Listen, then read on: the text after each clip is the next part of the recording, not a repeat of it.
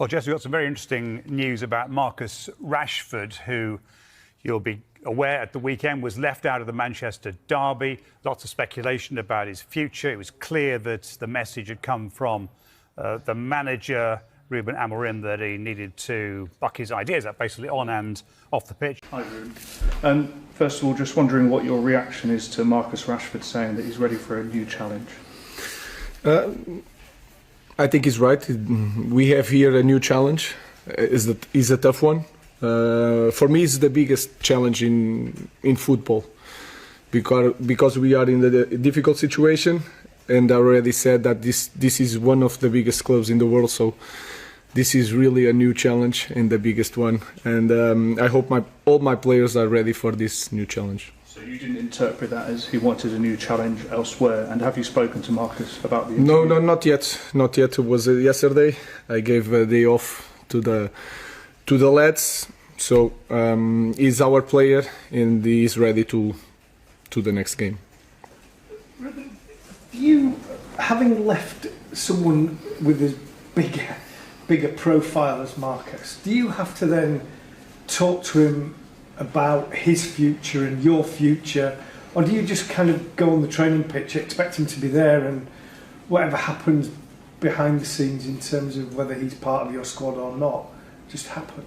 I spoke with a lot of players individually and during trainings. What I want is to take the best of Marcus Rashford as all the players. So I don't talk about the future, I just talk about the present. I want the best of each one of them, and that is the key point for me. I just want to win and to help the team to be better. So we are better with Marcus Rashford, and that's simple. And we try different things to push Marcus to the best level that he's shown in the past. So that's all.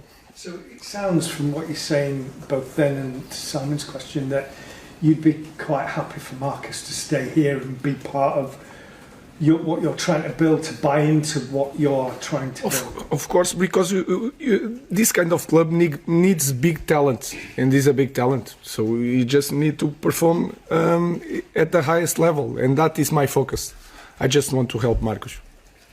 When there is a lot of concern over a player's future like Marcus, what impact might that have on the rest of the squad? How concerned are you about the other players? What message do you need to get across? I think they are more simple than that. They focus on their job.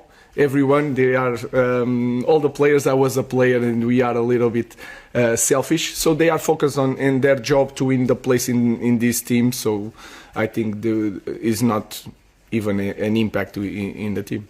And in terms of Marcus and Garnacho, are they both likely to be involved against Spurs tomorrow? We have one more training, but it is the same situation of all the other players. If they train well, then I have to make a choice. We will see in the end of the training. Would you expect a response from both of them on the park to sort of make a point of view? Of course. I expect the best of each player every day. So we'll see after the training. Thank you. Ruben, I know you need to have that conversation with Marcus before you make your decision at the weekend's game, but if you do find out that a player wants to leave the club, would he be a part of the dressing room? Would you want to play like that around until January? This is in the future. My focus is that to have all the players in the best that they can be to prepare each game. So we are talking about if there is no if in this kind of club. It's just Tottenham, and let's focus on the game. In training and how he lives his life. Well, he spent the day with Henry Winter, esteemed journalist, friend of Backpages United, with us on Sky Sports News. And the key quote from a long article that Henry Winter has posted on X is, "I ask Rashford if he's staying or going." That's Henry Winter. And Rashford says, "For me personally, I think I'm ready for a new challenge and the next steps." Henry Winter says all his words were prefaced with respect for the club, which has been home for almost 20 years. Rashford says, "When I leave, it's going to be no hard feelings. You're not going to have any negative comments from me about Manchester United. That is me as a person. If I know that a situation is already bad, I'm not going to make it worse. I've seen how other players have left in the past, and I don't want to be that person. When I leave, I'll make a statement, and it will be from me. This all came about, Jess, because they spent the day together. Yeah, so Henry Winter was with Marcus Rashford on a day going back to his old primary school out in South Manchester, and they were visiting pupils, talking about Christmas and handing out presents. It's been an event that's been long planned between the two of them. This hasn't come out of the blue as such. Perhaps what has come out of the blue, though, are these quotes of Marcus Rashford. This is the first time we've heard from him where he's acknowledged that there is going to be a time, perhaps in the near future, that he will leave Manchester United, his boyhood club. His form has not been its best in the last couple of seasons, and both the current manager, Ruben Amorim, and the previous manager, Erik ten Hag, have stated their dissatisfaction with his performances on and his personality off the pitch as well. So these quotes for the first time from Marcus Rashford just confirming that it looks like in the near future he is ready to leave Manchester United and move on. We have asked Manchester United for comment. They haven't given us any comment at this stage.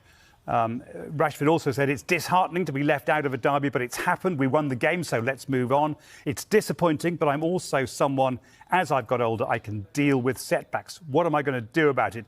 Sit there and cry about it, or do my best next time I'm available? He also says elsewhere in the article by Henry Winter that he's posted on X, I do feel misunderstood, but I'm fine with it. I'm a very simple person. I love football. That's been my life from the beginning. The way he runs here, he doesn't just run straight, he arced that run from this situation.